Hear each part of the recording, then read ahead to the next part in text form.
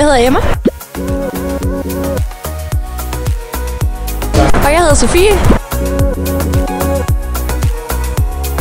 Vi er blevet sendt afsted af Alternativet for at finde ud af, hvad der rører sig ude i Europa og EU. Så det skal vi blive meget klogere på de næste 3 uger.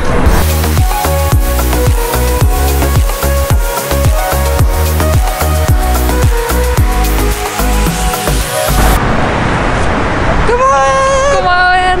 Vi er i Bruxelles, europæisk hovedstad, kan man måske sige.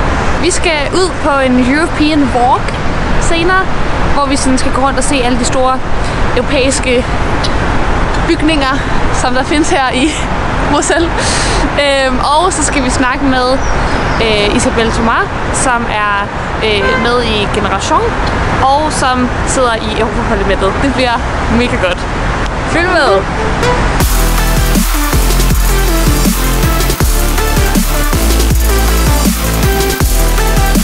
Jeg købte nogle en lille sandwich og nogle lækre bruschetta-ting til jer. Men du ved også lidt hjemmelavet med noget tomat og noget... ikke uden tomat, men også noget i ovnen og noget... Det bliver så fint.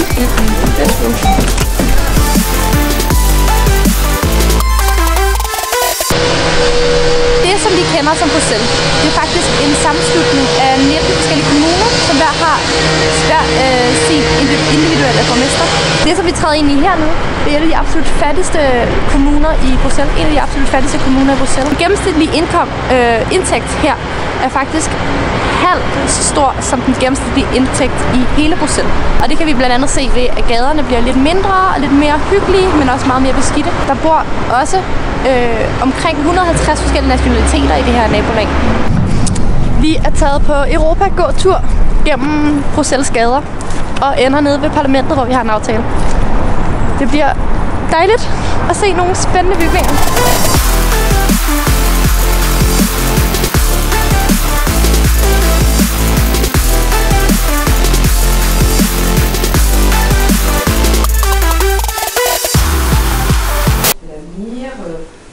Respektløst. Hello. Hello. Nice to meet you. Nice to meet you. European Union budget is just ridiculous. It's 1% of RNB. If you compare with the United States of America, it was 24% of the RNB only for the federal. We have to always to cut programs, for example, on research, for refugees, for climate, for all. We have to cut every time the budget. So I think we are in a new period, new time, a time where the left and ecological question have to be mixed. It's not possible to say we are going to achieve climate goals if you don't achieve also social goals. We have to mix together. So I think citizens have to take the power in Europe. That is our program for citizens, for environment, for workers, for women also. We have to share also incomes between men and women, and we have to share the right for everybody and also for access for refugees in Europe. That sounds like that's your goals or your dreams for Europe and the European Union, to solve all these issues, or is there something else that you're like... Especially? Yeah. Your own personal... Difficult. Equality. Yeah. Equality is my dream. Equality between men and women. Equality with Europeans and the other part of the world, and people from Africa, from everywhere. Equality for workers and others. Equality for the rights, equality of wealth, equality. It is my dream. What do you think that will need to be big changes made in the EU, or do you think it will continue as it is? Of course, we need big changes in European Union, especially for democracy. That is why I say that we have to build lobby of citizens, because for instance, we have not enough people who know what is European Union, what are institutions. A lot of people doesn't know a thing about that. Just at the final, we would just like to ask you if you see yourself as French or from Britannia, or as a European, or how do you? First European. I don't have to choose. I'm from Brittany. I'm from Saint-Malo. Saint-Malo is my city. I'm from France and from Europe, and I'm from the planet. Okay. Hvor har vi været? Vi har været inde og snakke med Isabelle Thomas fra Generation, det franske parti. Hun var også med European Spring, og hun fortalte faktisk en masse om både racisme i Polen og Alternativet, og hvem var det med, hun snakkede om DM og Grækenland. På en eller anden måde, så giver det hele mening nu, når de arbejder jo sammen. Ja, og de vi ved jo specifikke personer også og sådan.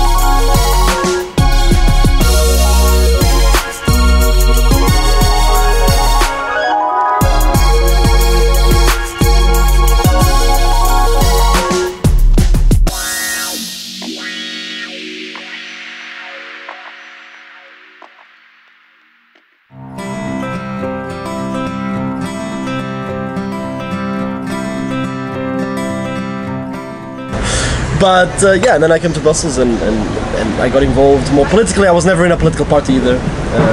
And as a young person, I thought, like Marie, I'm not a woman, obviously, but still, what am I going to do? I want to do something. I don't want to look back in 20 years from now and think, oh, I've wasted my life. No, I want to do something concrete. So. In Belgium, there are a lot of social movements, very local, active everywhere in Belgium. So on the one hand, you have the institutional. This is the heart of Europe, with the Parliament, with the Commission, with all these institutional buildings, and at the same time you have a very Belgian grassrootsy sort of movements which are trying to challenge that in some ways, sort of the mainstream sort of narrative, if you like. So it is an interesting place to be, because you can always find something as a European citizen that you care about, whether you want to go into work in the Parliament or the Commission and to be involved in the sort of hardcore political process, or if you want to just participate in sort of local initiatives and so on. So I quite like that distinction. But I mean, we need to collect 5,000 signatures for the Flemish-speaking list of European Spring Belgium, and 5,000 for the French-speaking list in Belgium. And well, there are two ways: either on paper, which sounds like it's easy, but you need to have the paper, have the people fill out their information, then go back to the commune they are registered in to have it validated, and then you have an online process. So we thought that would be the easiest, like, I mean, e-voting, whatever, e-democracy is so trendy these days, but actually it's way more, I mean, it's even more complicated, because there are some I mean, bureaucratic steps that you need to enter the email on the database of the government, then get a confirmation, then the people need to confirm by having their resident card and having their box to validate, to sign, e-sign their things. So it's complicated. Essentially, it's almost like having, electorally speaking, the country is split. So it's almost like you're campaigning. When you talk about politics, it's about campaigning in like two different countries, or three if you take into consideration the German-speaking part of Belgium, right? And Brussels, which is, you know, of course, as we said, the capital of Europe, but where we use English. But the thing is, we're not running as a party. That's one thing to mention. We're not a political party in Belgium. We are a citizen list, and as a citizen list, you can only you have to get these 10,000 signatures that Marine was talking about, which the process is incredibly difficult. So it actually stops newcomers from participating in the process because it's just so goddamn difficult to actually to make it happen. Now, just of curiosity, how do you communicate? Is it mostly English or is it French? Like, no, actually, it's mostly English. it is, yeah. And everybody speaks English well enough to. I mean, actually, like most of the time, it's we have our meeting in English. But then, if someone would not be able to understand, we would always translate it in either Dutch or French to make sure that everybody is on the same page. It's just supernatural. Like, I mean, if someone would not understand, like definitely we would translate in one of the two languages. But, part of the program of European Spring is to develop a European constitutional assembly process, which involves all people across Europe in developing this, a document that will replace the existing treaties. If you read the existing the Lisbon Treaty, it's like reading a Microsoft manual. It's not made for people to be able to understand it very easily, and. The idea being that we should have a document 20 pages long. I'm not saying it should be like the American Constitution, something else, that really describes very clearly what it is to be a European citizen that everybody has participated in developing. So what European Spring is doing is coming up with proposals, and we have a program, europeanspring.net, check it out, which actually puts forward concrete ideas about how to stabilize the existing system without changing any treaties, so to pave the way for the treaty change to be possible in the future. But first you have to have a certain atmosphere in Europe that people believe in the European project again, and they believe it can be improved, because the way it's going, we might not have Europe as we know it today in the future. So we have to fight for it, and we have to try and transform it. Do you feel more like European, or do you feel Belgian or French or Portuguese or? So I'm French, so I'm like super French, blah blah blah. But at the same time, my office, like, I mean, there is one Polish guy, one Estonian, one Belgian, one Macedonian, so it's super like diverse. Then my friends, I mean, same, and so I think I would say equally French and European. Det er vaffeltid. Jeg kan ikke rigtig begrænse mig, så jeg tror, jeg kommer til at få sådan en rigtig dyr en med alt muligt snas på.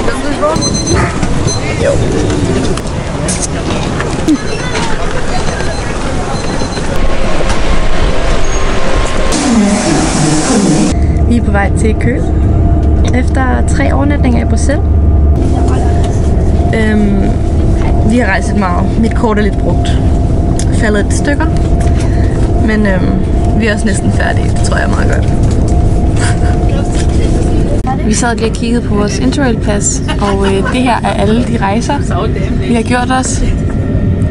Der er kun lige 2 felter tilbage, hvor en af dem skal bruges til Hamburg og København. Og det har jo heller ikke været helt uden problemer, kan man måske godt sige. Altså, jeg tror, at det kom lidt bag på mig, hvor bøvlet noget af det her Interrail var. Eller sådan, jeg tror bare, når jeg havde hørt om det, havde jeg bare tænkt sådan, det lyder mega fedt, og så har man bare købt et pas, og så kan man bare rejse ubegrænset rundt i Europa, og det hele er betalt på forhånd, og det er bare mega nemt og mega fedt. Og hele sådan den idé, eller det koncept, synes jeg er mega fedt. Det er bare desværre ikke helt sådan i praksis.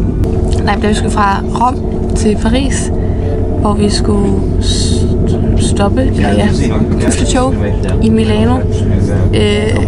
Og det var bare sådan, så kommer vi frem, og vi har egentlig en halv time til at skifte, hvilket vi tænker, det er jo masser af tid. Men så, der hvor vi skal lave reservationen, det er så et af de her ticket office, som så er lukket. Og så må vi vide, om så skal I købe en billet over i billetmaskinen. Så går vi derover, og så virker billetmaskinen ikke, og så begynder vi sådan langsomt at gå sådan lidt i panik og løber sådan lidt frem og tilbage på den der station og prøver at finde nogen, der ved noget, og ender så med sådan halvt at tikke og bede sådan en togkontrollør på det tog, vi skal med til Paris, om at tage os med og være sådan, må vi ikke købe en billet på toget så? Og så var sådan, oui, det kan jeg godt. Alt i alt er vi glade for Interrail. Det er nice. Shout out til Interrail. Skud til Interrail. No ad. Kæmpe ad.